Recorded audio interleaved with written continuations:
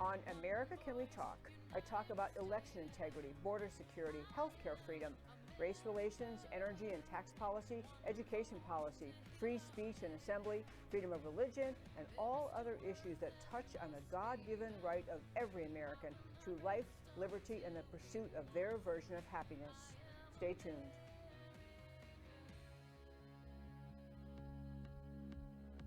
You preach your tolerance, but lecture me.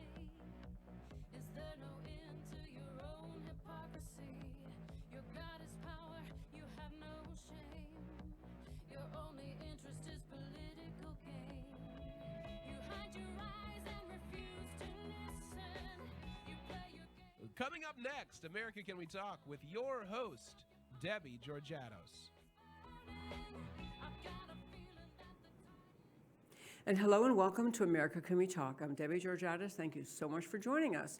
This is one of our first Tuesday of the month shows, and regular listeners know we do first Tuesday of the month RNC reports, and my counterpart on the Republican National Committee, Dr. Robin Armstrong, joins us, and I hope he's going to join us today. This would, if he doesn't make it, it'd be the first time in a year and a half. He actually flew down to the Dominican Republic this morning, and he and his wife and others are on a medical mission trip. He and his wife are doctors, and down in the Dominican Republic, and I know he wants to join the show today, so I hope he can and does. But in the meantime, I want to get started and welcome you to America Can We Talk and to our RNC reports, and to tell you that what we're going to do today, our guest today is someone who's I've been wanting to have join us for quite a while. He is the chair of the Republican National Committee, Joe Gruters, and which that means that he kind of runs the meetings, and much more than runs the meetings. He really works behind the scenes to get all of the agenda of the Republican Party rocking and rolling. But he is already on. I want to, just by way of quickest background, tell you that he has been I'm trying to pull up the right piece of paper to tell you. Yes. Okay. He's from Florida, so he's from the second most important state after Texas. He's from Florida. He's a fourth-generation Sarasotan and a partner at Robinson, Gruters and Roberts, a CPA firm. But he really has been a Republican leader in Florida for quite a while. He's been working at the grassroots level as Republican Party activist and leader. He's been chair of the Republican Party of Sarasota for 14 years, chair of the Republican Party of Florida for 4 years, and there had a great record, undefeated in statewide elections, served as a member of the Republican National Committee. He now, as I'm introducing, chairs the Republican National Committee, and we're going to hear about several things from him. One, hopefully, being about the upcoming midterm convention rally. That's what we're calling it in Texas, midterm convention rally, and also about the midterm elections this fall, and maybe a touch about this past weekend in Washington, D.C. We had the celebration of America 250. My husband Eric and I were there, and Dr. Robin Armstrong and his wife Martha were there. So we spent a little bit of time with them, a lot of time celebrating America. And with that, I'd like to welcome to the show RNC Chairman Joe Gruters. Hi, Joe. Hey, thanks, Debbie, for having me on. So glad you could join Debbie. us. Yeah, so glad you could join us. And you know, we've been, since we have been back we were in Washington over the weekend for that wonderful celebration. And since we've been back, our state, Texas GOP, and Dr. Robin Armstrong and I have been getting our plan together about the midterm convention, which is a first of firsts. But I know you were so upbeat and enthusiastic, telling us at the most recent RNC meeting all about this plan. So I wanted to start with that. Tell us all about what President Trump is doing with his midterm convention rally in September in Dallas. Well, listen, we're so excited. And obviously, if you were in the D.C. for the fourth weekend, what an amazing display of everything that's good about America and this president. For him to throw that birthday bash for the country, the celebration of the states where they were able to highlight all these great things. And the fireworks display was one of the most, amazing things I've ever seen. It was absolutely awesome. What a great weekend. But listen, we're going to take that energy and we're going to make sure we replicate it at the convention. This is obviously the first time in the history of the party that we've ever. Well, we might have lost him for a second there. This is a very first thing. And while we're resecuring that connection with RNC Chairman Joe Gruters, there he is. Hello, sir. Do we have you again? Debbie, I didn't know I lost you, but yes, I am here. Can you hear me? Yes, sir. Yes. Okay, so yeah, this is the first time this has ever happened before, and if we're going to defy history and win these midterms, we got to do things a little bit differently, and we're going to do that by, we have a lot of great candidates. We've gone out there, pounded the pavement, found candidates that could win in districts that are the toss-ups. In the whole country, to 435 races, or we're down to 19 toss-up seats in the House, if you can believe it. We have the candidates we want. We have the resources we need. We have the president and his messaging, and we're going to use this convention as like the Trumpapalooza, and we're going to take this and we're going to barnstorm the country. And so we have everything we need to implement the plan. We just have to do it. But this convention plays a big part of it. We're going to be able to highlight all the amazing things that this president has done. Real world, real life stories of people that have been impacted, both with what he's already done and with what he wants to do. This president has given us a gift. He's been the best showman that's ever existed in politics. We're going to use him. It's going to be amazing in Dallas, Texas, September 9th and 10th. I can't wait for it to happen. And like I said, we're going to bring that energy that was experienced over this past weekend, and we're going to make sure that this event is absolutely spectacular. I love all your enthusiasm, and I could not agree more. And I was Chairman Gruters. I was thinking over the weekend when we were waiting in line to get in on the actual Saturday, July 4th, and how it was obviously a massive crowd of people there. My husband and I spent, I think, almost 4 days up there and hitting museums and the monuments and talking to people. Went to the balls. There were a couple of balls that we went to. But really what struck me more than anything else was just the wide array of people who came to Washington. Almost everyone had on a patriotic T-shirt of some kind, all ages, all backgrounds, and it was so upbeat. And what struck me, and I don't know if you happened to observe this too, but when, so there was a lineup to go into the Saturday evening, the July 4th celebration, and I guess it was the Weather Service, Secret Service, required people to get back out of line because of a threat of lightning, and it was pretty stormy. It was also really hot, but no one wanted to leave. All that happened, the group when we were in line, we kind of crossed the street, everyone sat down, talking, laughing, and even when they were thinking, gee, we're kind of hot, it's gotten kind of late, no one would leave. Did you observe that same feel also? Yes. Listen, that was the worst case scenario. I talked to the event planners. I sat in that line, even though I'm the chairman. I sat in the line for about 2 hours to get in, and I got in, had my seat, and then they came over and they said, "You got to get out of the facility." I couldn't believe it. I said, I didn't think that if lightning was going to strike, if I'm inside the fence or outside the fence, but I evacuated like they asked, and then I came back in, waited in line again, but it was well worth it because you're exactly right.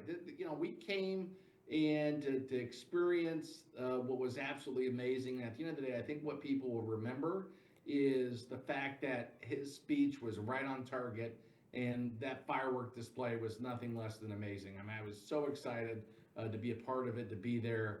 And I think one of my, we went to a couple of the concerts. I went to the Museum of the Bible. The first time I've ever done that with my family, and just an amazing experience. But overall, first-class weekend, and super happy and thankful that the president was willing to put something like that on and was willing to invest the time, energy, and resources to make sure it was a home run. Yes, yes to everything you said. You know what else? I didn't know that he was going to be speaking just the evening before at Mount Rushmore, and I have a friend who happened to be at that event, heard him speak.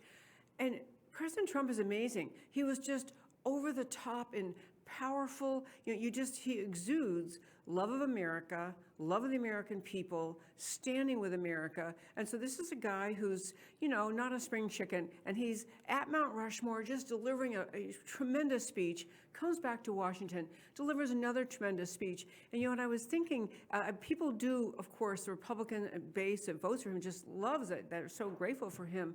But he makes people remember what America is, why they love it so much. That you just sense from him that just reverence for America and for the American people. Honestly, it was the most amazing, inspiring thing. And on the fireworks, I have to tell you, I love fireworks. I will sit through very long shows. It was amazing. I don't know the numbers if you have them, but it was much, much bigger than all previous fireworks celebrations ever. Do you happen to, it was the number of the fireworks they purchased, I have it somewhere in my notes, but do you know about that? I think they enormous said it was size? 50 times the normal fireworks show. That's what I mean. They blew it out of the park. It was amazing. But you got to think of why. I think what happened, go back to Butler, Pennsylvania, when they tried to kill the president. And I think God saved him that day. And I think God saved him so he can come back and save the country and the world. And he knows he has a second chance of life. And he's taking full advantage of that. And every single day, I know because I talk to him, I visit with him in the Oval Office, and I know he goes to bat for us every single day. And he's trying to do everything humanly possible to make sure our country is the greatest place possible to live, work, and play. He wants the average American to have the ability and to have the chance to go after the American dream. And so the trillions of dollars of investments that he was able to secure won't be felt today, tomorrow, maybe even next year, but over the decades to come, people will appreciate all the great that he's doing across the board, fighting for the middle class of America. Absolutely, absolutely true. You know, another thing I mentioned that kind of relates to Washington, I saw that the White House put out a statement that relates to the content, you know, the Smithsonian, the Museum of American History, and we weren't going to dive into that a lot today, but I did want to mention that, you know, among the many, many great things this Trump administration is doing is uncovering for the American people to see how the people are being misled, steered away from America's greatness in a whole host of ways, content of public education, but also the American History Museum pointing out this announcement from the White House that it's not really presenting a square a story of America. And I don't know if you had a chance to even look at that, but it's the White House statement just saying you're supposed to give real American history, honest American history, and instead it was kind of a something like an anti-American person. It's tainted in the way it was presenting things. Did you see that story? I didn't see the story, but I know that the president and his team is hyper focused on making sure that we put out content that shows the greatness of America, what it was, what it is now, and what it can be. Anything that's a distraction or some type of DEI-based system is not wanted, because we want the true history and the true reflection of how great America is and how it's America that leads everything that we love about this country in this world and in every single facet. So. Yep. You know, back to, I do want to briefly touch again on the midterm convention, or as we call it in Texas, midterm convention rally, because part of what I think it does, and I love when it first was announced, I think several meetings ago at the RNC, that was being considered, is this idea that, you know, the Republicans have to overcome the media bias in so many ways, and this convention gives President Trump, the Trump administration, the Republican Party the chance to feature the successes of this administration over the last year and a half, the direction President Trump has taken the country, which is restoring America, reminding them the direction we were headed during the previous administration. And I don't know if you have any other thoughts about, you know, the purpose of this convention is to rejuvenate energy and to just share the truth about what the party has done, what this president has done, in anticipation of our fall midterms, which seem like they're around the corner in November of this year. So, purpose of the convention, if you would just zoom on that for a moment. Well, the way I look at it is it's a Trumpapalooza, because it's to highlight all the wonderful things this president has done and to reinforce the message that the president has 2 more years. And we know what the Democrats want to do if they take over. We saw what they did when they held the government hostage.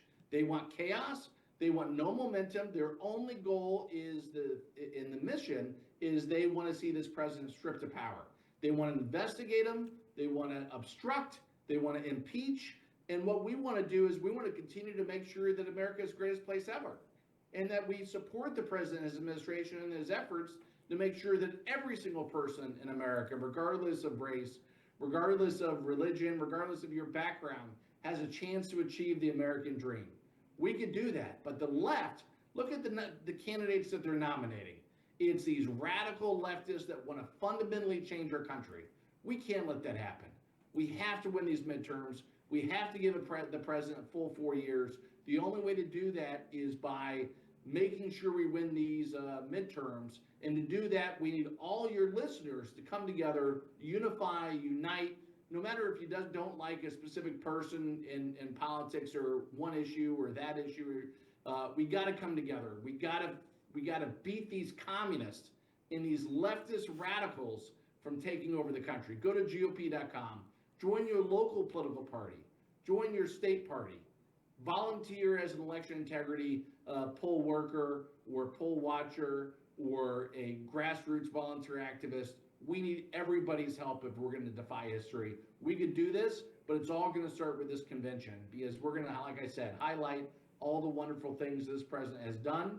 We're going to highlight all the things that can be done if we continue to have the majority to give him the power that he needs to make this happen. Listen, look at the Save America Act. We're 4 or 5 votes away from the Senate from making sure that we secure elections forever. The only way to do that is to elect these MAGA warriors like Ken Paxton, who now is our nominee in the Senate from Texas, Michael Whatley in North Carolina, Mike Rogers in Michigan, Susan Collins in Maine. We got to elect more MAGA warriors to go up there and to carry the president's agenda to make sure that we can secure this country, not only for the next 10 years, but hopefully for decades to come. So well said, Chairman Gruters. And again, I want to urge people to follow what Chairman Gruters, what the RNC is doing. Go to GOP.com. I also urge you to get active on Twitter, or you're supposed to call it X now, but get active on there. Find these statements being made by wonderful, patriotic Republicans. Retweet them. Send them to your friends. Ask them to think about, what direction, where do you really want to see America go? I think that is just, it's a simple way. If you don't want to get out there knocking on doors, at least get active online. Look at Twitter and speak up. Repeat the messages from the GOP's, it's at RNC Research from the GOP. Repeat all of that. Let people see the truth. Okay, well, I'll let you go, Chairman Gruters, except I want to say one other thing that you mentioned I think was brilliant, and that was that President Trump is beginning to call the Democrat Party, the candidates, for what it is. Communism actually is coming to America. Somehow socialist is a really friendly sounding term. People think it means you want to be social or be nice or be generous.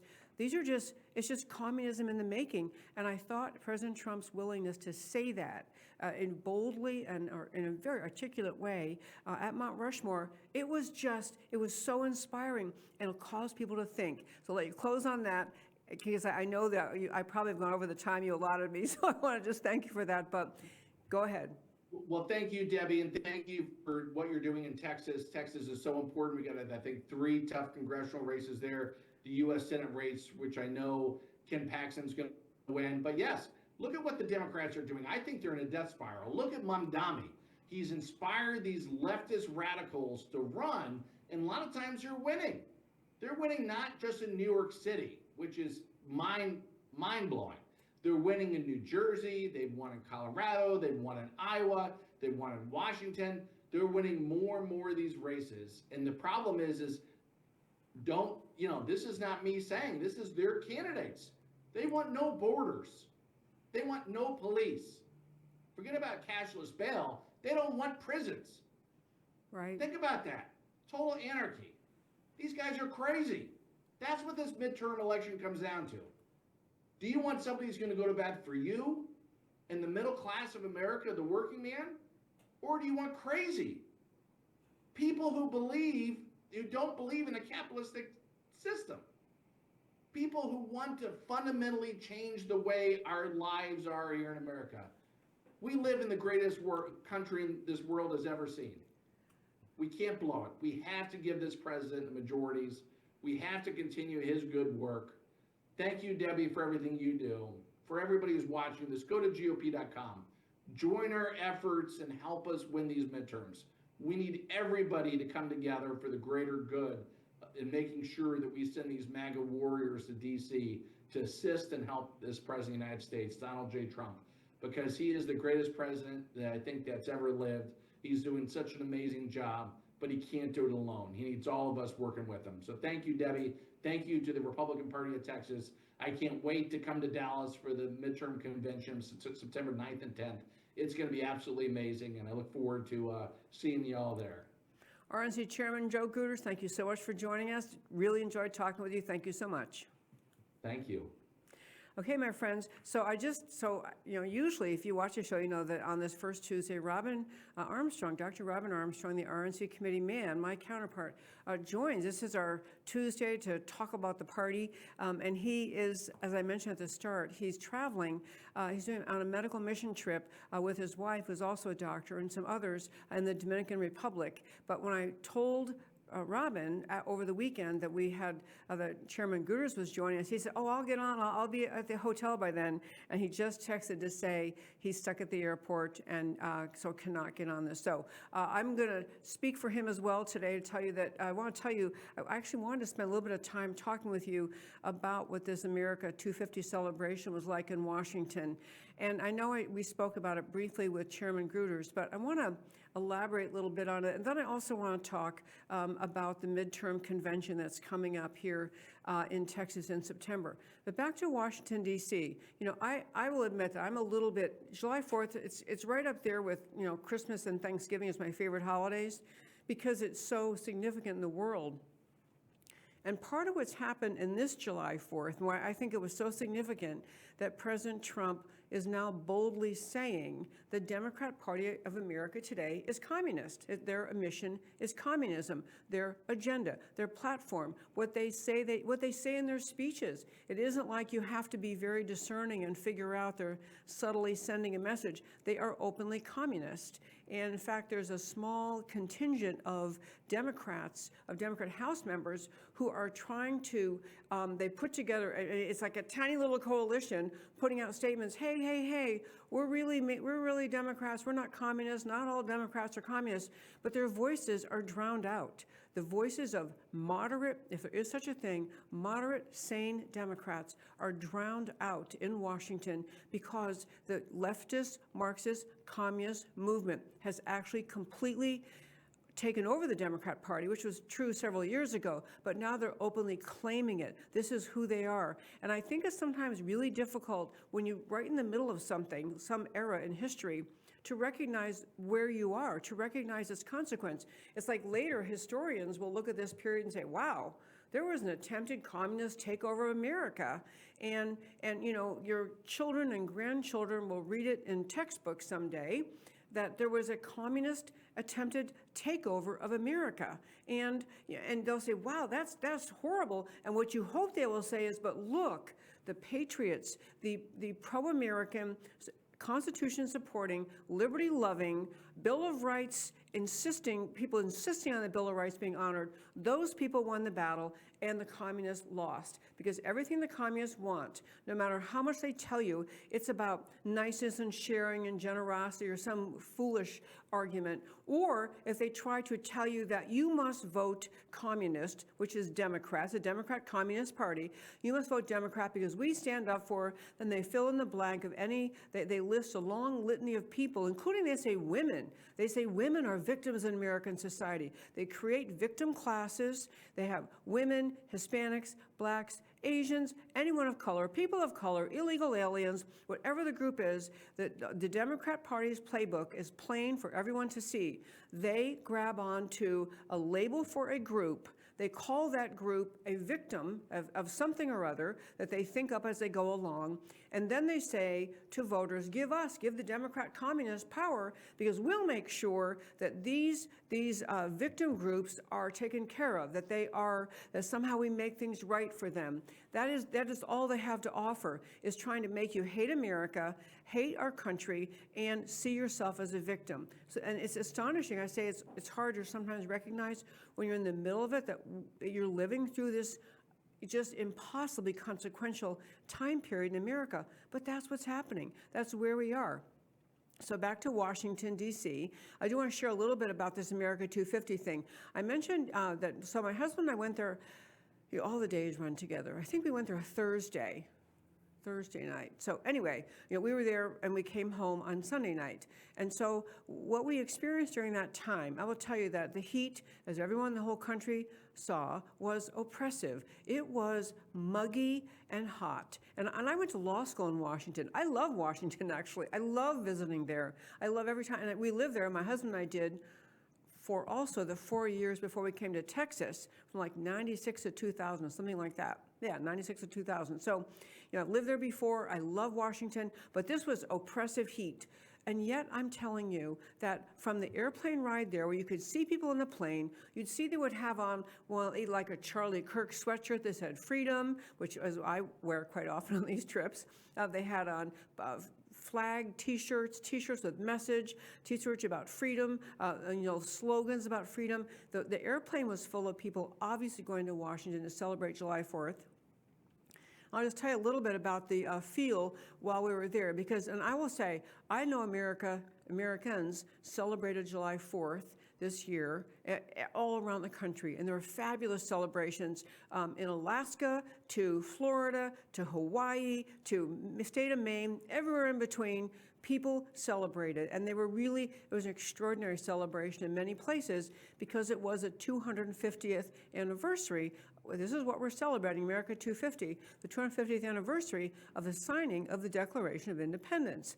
So this celebration is not, after we won the war, the Revolutionary War, it's getting it started. We're celebrating the anniversary of declaring our independence. And the feel of that, the freedom feel, is just so, it's so exciting to people. It's over the top, just people recognizing that back at that time, it was very, very brave for these early patriots to say, we're going to declare independence, and we're going to fight off the most powerful military in the world, which was then Great Britain. But they actually won the war, and they started a country based on the ideas of the Declaration. And I will tell you, as the communist movement in this country grows and grows and grows, now, the communists came to America in the 1920s, and we've been over this many times in the show. They realized they couldn't conquer America militarily, so they had to find other ways to do this. So they invaded America's institutions consciously, intelligently, and strategically. It was that long march through the institutions which the communist movement engaged in. So over decades, they filled college professor positions, and they just overtook academia and nearly all of the higher education institutions in the country. This communist mindset slowly working its way through American society, taking over organization, institutions, the government, taking over many, many aspects of America. And so now we got to the point when Barack Obama was elected. I didn't have the show yet in 2008, the first time he was elected, but I told people over and over and over and over and over, this guy is a communist. He's a socialist / Marxist / communist. It's what he believes in. He's also an Islamist. He's a fundamental defender of the Islamic conquest worldview. That's who he is. But Barack Obama, mainstreamed radical leftist ideas. He filled the federal government, the bureaucracies in the federal government, with people very, very friendly to profoundly anti-American ideas. He was a facilitator, an enabler, a soldier in this war of communism coming to America, working to take over America. Filling the federal bureaucracy, still filled today with people Barack Obama put in. He corrupted the American military, removing people who were at high levels of leadership in the military and removing the patriots in the military, removing the ones who would know that America is important and right and good and should be protected and defended, and filling those high-level places in the military with anti-American leftist leaders. And yes, America's military has plenty of anti-American leftists who simply do not believe in the American dream, the American experiment, the meaning of America. So Barack Obama greatly facilitated this long march through the institutions, getting us to so he's there for 8 years, filling the ranks as best as he could in every place he could possibly think of. And then he got stopped by President Trump winning in 2016, and then we had 4 more years of Barack Obama, even though officially Joe Biden was the president. But, it was Barack Obama running the show, he and his communist allies. So we really are at and it's impossible to overstate the historical significance of the time in which we live. We have the communist movement on the right. God bless President Trump for raising that pointedly and stating so eloquently. I wish I had clips from the Mount Rushmore speech he made, but part of it, and we will do that in a show in the near future. But he made comments about communism and the communist ideology cannot blend with America and the Constitution and the Bill of Rights. You can't have both. You either have freedom and free markets and protected the Bill of Rights and the protection of the individual freedom, or you have communist-controlled society where there is no freedom and there is no capacity for the individual to grow, to prosper, to become all he or she can be. This is the battle we're in. So I commend President Trump for raising that at the Mount Rushmore speech on the evening on July 3rd. So now I'll get to what happened in Washington. I just think for many of you, I love every place you celebrated, and I've been hearing from friends all over the country how they celebrated the great fireworks shows, the parades, just enormously inspiring. I'll tell you a little bit about Washington, D.C., so what happened there. So first I will tell you that one organization that played a prominent part in the celebration in Washington, D.C. Was TPUSA, Turning Point USA, and that is a group you all recognize Charlie Kirk founded, and it is marching on in their mission to bring young people into the fold of being patriotic Americans. So the first thing that we did, the days are running together, but I think it was Thursday. Thursday, there was a reception for TPUSA. So my husband and I went to that. And Turning Point USA is all about, it's Charlie Kirk's mission to bring the message of faith and patriotism and love of America and love of God and recognizing God's place in this country. His Charlie Kirk's mission was to bring that to young people, especially on college campuses, filled again with by professors and administrators who were part of this long march through the institutions, bringing communist ideas into the forefront and to young people's minds as they head off to college. So Charlie Kirk's group can't say enough great things. So we went to this reception on Thursday night, and my husband and I are just always struck by this. We've gone to other TPUSA events. Is that they are filled with young people who are just, upbeat, happy, excited to be there, excited to celebrate America, excited to be young people of faith. They speak more openly about their faith, as Charlie Kirk did, as do many more politicians, and many people do now than they used to. There was just that was just an extraordinarily upbeat, happy event. There was, of course, it was a lovely hotel, but it was filled with young people. And my husband and I enjoyed talking to some of them. We actually ran to Carrie Lake there, talked to her a little bit. Carrie Lake was, part of the victim of election fraud in this country several times, and she's still in the fight for America. She was awesome. She's great to see. Ran to many young people. Ran to some people we're from in the Dallas area. My husband and I live in North Texas. Ran to Dallas people there. They were upbeat, happy. The whole thing was just, you left thinking, despite what the media tries to tell you, that, and you see these studies all the time saying that, the socialists are gaining ground with young people, and, half of young people think they prefer socialism.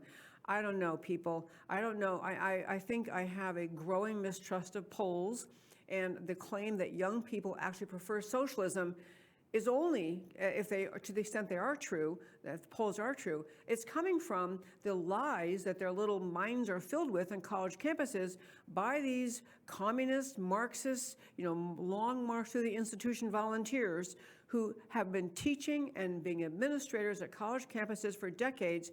And it's not just that they advocate communism, they subtly and persistently and relentlessly and maliciously undermine the belief on the part of these young people in what America is. They undermine the belief in America, America's goodness, what our Constitution stands for, what our country stands for.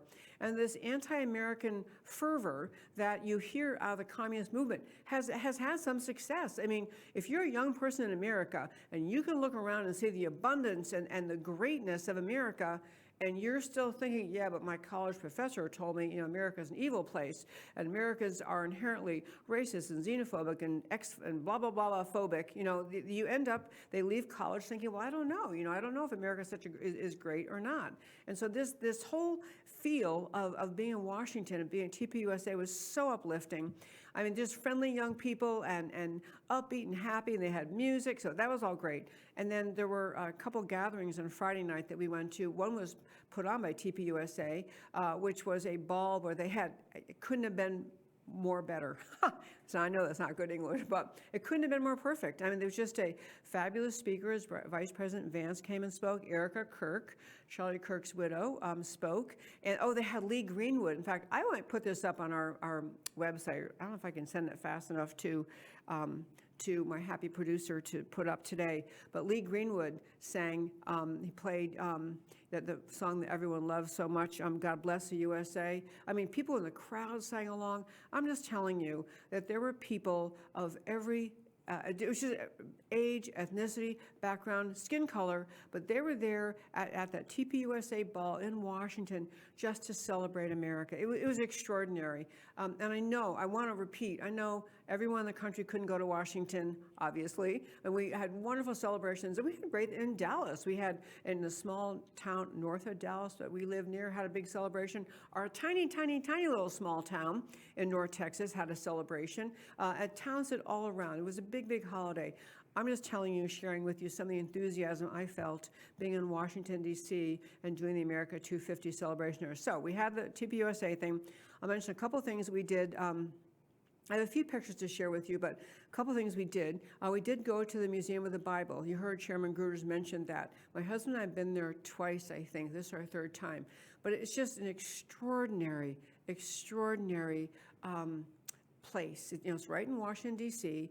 And one reason I think it's important, especially at this time, is as communism grows in this country, as the communists push to take over America, or the Democrat Party, which is now communist, pushes to take over America, it's important more than ever has been before for people to get clear about the idea that America was not founded on secularism. It wasn't founded on atheism. It wasn't founded on all religions are equal. It was founded on the teachings of the scriptures. I call them the Judeo-Christian scriptures because I think it's important to understand that the Jewish people gave us the Old Testament, what we all study and revere in the stories of the Old Testament, of the first, of course, the Ten Commandments, what Moses gave, and the story of the Red Sea, and all those are the base of Christianity. And of course, the New Testament that was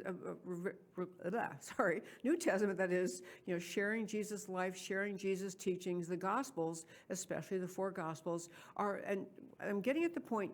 The Museum of the Bible is there in Washington as a statement. They didn't say this, I'm saying this. It's there as a statement that America was not founded as a secular nation. We were founded on Judeo-Christian ideals, on the promises of the Bible, on the idea that man has God-given rights simply because you're born. As the Declaration reflects, God-given rights. All of us, we're all created equal. We all have God-given rights to life, liberty, pursuit of happiness. And the Museum of the Bible does an extraordinary job in laying out so much of that history that people don't know. So that was a great place to go. I'm glad Chairman Gruters said he got to go there.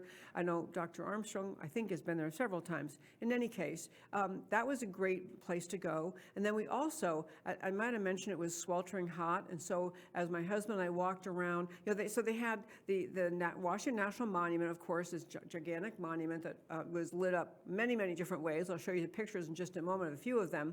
but the monument was lit up, but then a very, and I don't, not good with directions, I think the south part of the mall, anyway, another section they had set up, this entire village of each state offered the opportunity to put a little presentation, a little, they were basically tented areas, but with walls, but an opportunity to share what your state is all about, what's unique about your state. You're part of America. So people walked around and did that.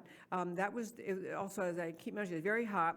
At one point, my husband and I left there, went over to the Museum of American History, honestly, because it was air conditioned, because they sell cold water in the gift shop. We could sit there just kind of, because it was, it was a pretty, in fact, I think we figured out, we walked an average of 5 miles a day the time we were there.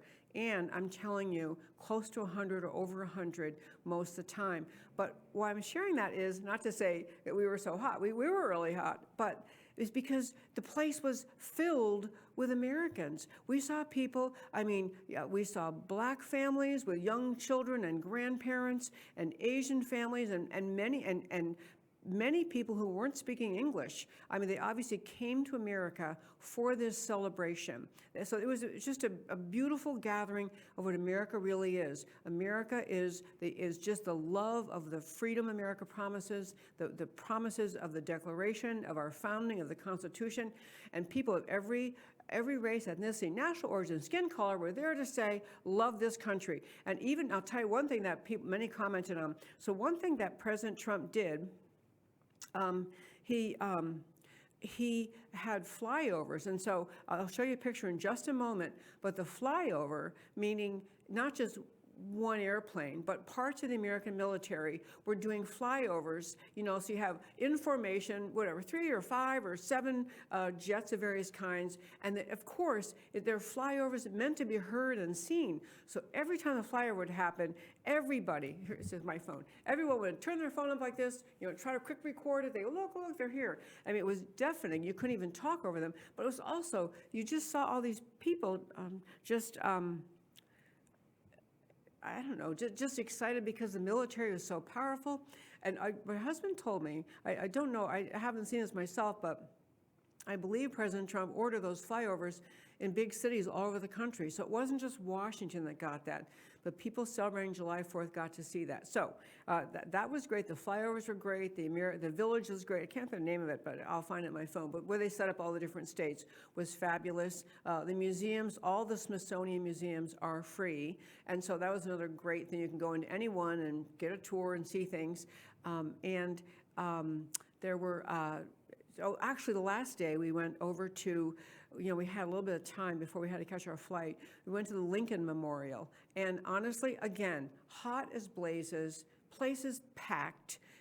Just people streaming in, walking in and out. We got in a conversation with a young man who turned out was from Texas, who had brought his grandmother from India over for this celebration. She was there, didn't really speak English very much, but he was exuberantly telling us all about why he had her there. She wanted her picture with us. It was just fabulous. The whole thing, you just left seeing that what you left taking away was that what the media tries to tell you about America having patriotism is down, people don't love the country, people are critical of the country. You're there and you realize that the country's full of people who love America, love freedom, love President Trump, revere what he's doing. So I'll just share a few pictures. So by the way, before we do this, so every first Tuesday of the month, we also do the 3 o'clock RNC reports. Robin's usually here, first time he's ever missed. Well, I'll let it go because he's traveling for a good purpose. But we also do a 4 p.m. first Tuesday of every month, a 4 p.m. Call. We do a statewide Texas GOP grassroots call, and anyone can get on. You can still get on. The way you get on is to go to Meetin, meetin.com/DebbieG, DebbieG, my name, Debbie G. Meetin.com/DebbieG, and you can get on that call. We're going to start that call at 4 o'clock today, and among the main things we're going to do, many of you probably heard, thank you so much for doing that. Thank you there, the very wonderful Mackenzie, steps up. That's our link to get on.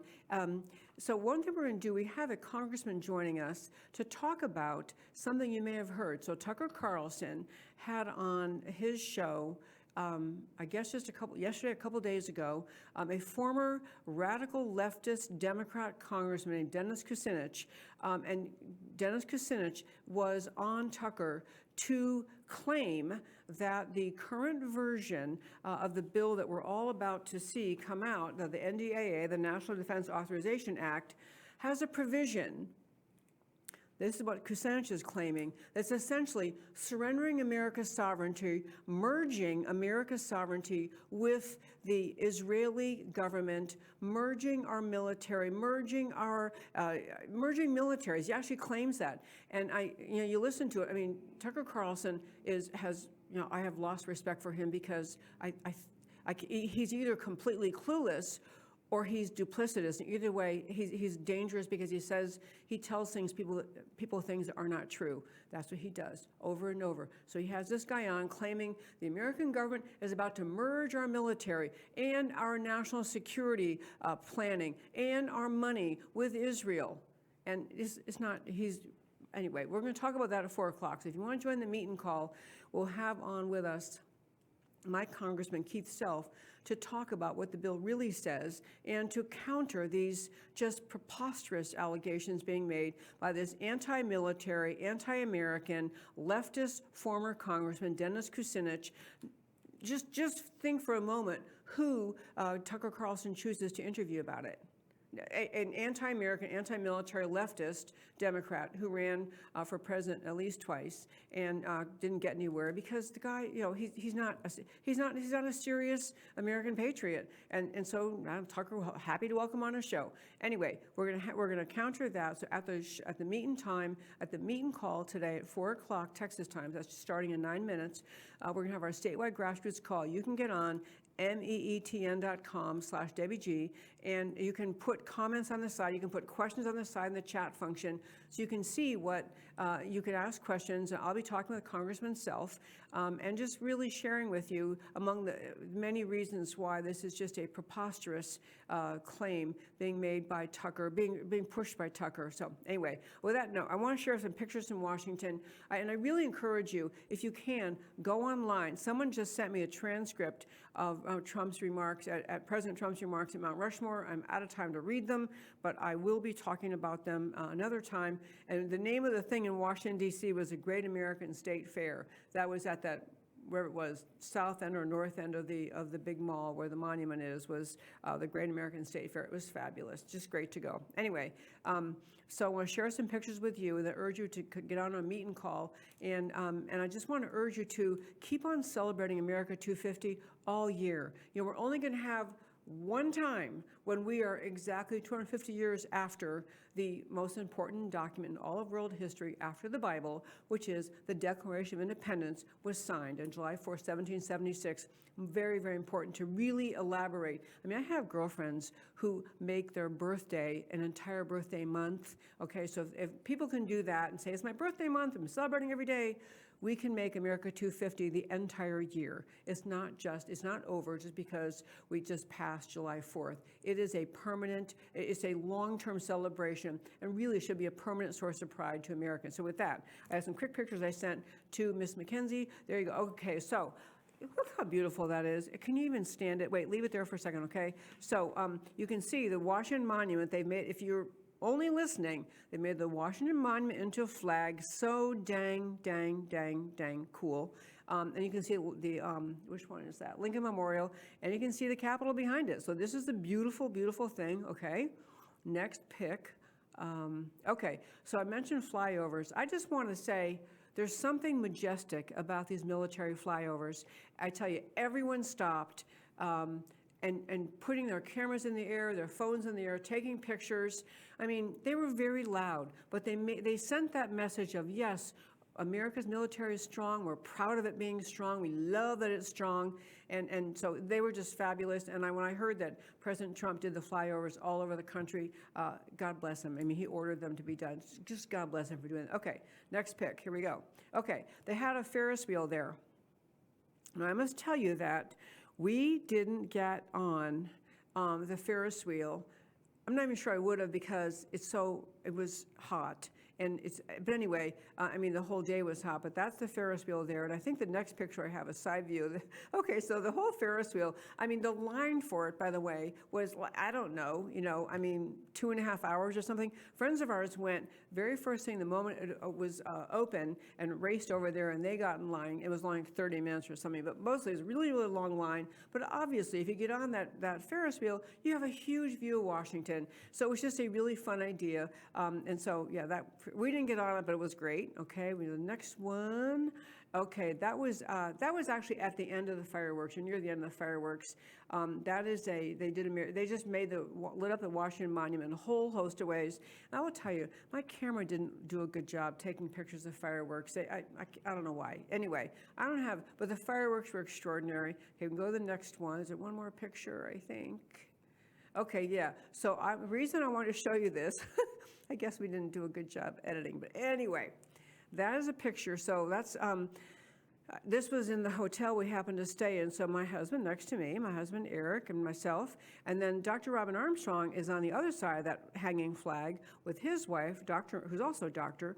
Martha Armstrong. So that was our little group. We didn't spend the entire weekend with them. We happened to stay in the same hotel and spent intermittently some time with them. They did their own things too, but that was kind of our Washington, D.C. Happy weekend. We loved doing it. And is that the last picture? Yeah. Is the last picture. Okay, so that's what we had. I could have said dozens more. I realized today, when I realized Robin might not be able to get on, that I better quick send some more pictures. I could send I'm a little crazy at things like that. So I go lots and lots of pictures because I really want to share them with people. I want to remember them. I'm going to do a good Facebook posting. If you're on Facebook, by the way, go to our Facebook page, America Can We Talk. I will put pictures up from this just glorious weekend, celebration weekend. I also want to mention 3 other quick things. One is that, I had my summit in April 25th, and we sent out a summit, just an all-encompassing summit email just a few days ago. And the reason I did that was, we did it on July 4th, actually sent it out, because it contains links to these remarks. We had extraordinary, profound speakers at our summit. And they spoke about America, and they spoke about the ways America's under attack, and what things are needed to hold America together. So that was sent out on July 4th, on Saturday. If you didn't get that email, if you would like to see, because what it has in there was comments by Sam Faddis, by Gordon Chang, by amazing experts about America. If you email me at americacanwetalk@gmail.com, or you text me at 214-256-1972, please send the summit email. I will send it to you because it's a quick way to go through. If you weren't able to come to our summit in April, our just fabulous Texas Freedom Summit, it's a good way to see all the speakers. So love to have you to share that with you. I also want to call to your attention our Substack. We have a Substack, America Can We Talk. Actually, it's called America Can We Talk. It might be at Debbie Can We Talk. But what I wanted to tell you about the Substack is this. On our show last week, we had an extraordinary guest join us, who is my husband's business partner. He's also an Israeli citizen, a very, very wise, connected, deep-thinking Israeli citizen, and we shared data. Facts. The show was all about what's really going on in Gaza, what's really going on in Israel, what the trends are in the world, and the data, the graphs we shared, they put the lie to many, many of the statements being put out by all sorts of anti-American leftists. And if you're anti-American leftist, you're probably also anti-Israel, kind of goes together. But I really want to urge you to go back and look at that show. If you're just listening online, you can go to, let's see, you can go to our Facebook page. You can go to americacanwetalk.com or .org. That show, I interviewed, the gentleman's name is Eduardo Chauval, and look at that interview, get some real facts about Israel and what's going on in the Middle East. These are extraordinary, data often taken from pro-Islamic sources. They're just data that will change, it will counter most of the things that you hear. Finally, we're pretty much out of time here, but follow me on Twitter at Debbie Can We Talk, at Debbie Can We Talk, DEBBIE Can We Talk, and go to our Substack, read those things. And I also, on Rumble, we have our Rumble channel is America Can We Talk. I urge you to go to our channels, follow, like, subscribe, just join the fight for America, because that's what this election of 2026 is. That's what the entire America 250 celebration is. It is the battle of our times, is reclaiming and insisting on the goodness, the greatness of America, and pushing back against the left that is persistently, endlessly anti-American. I'm past out of time. I'm Debbie Georgatos. The show is America Can We Talk. You can find it online at americacanwetalk.org or .com. I do this show to speak truth about America because America matters. And I will talk to you next time. Like a crashing wave. Can you hear us now? America, Can We Talk? Truth about America. Can you hear us now?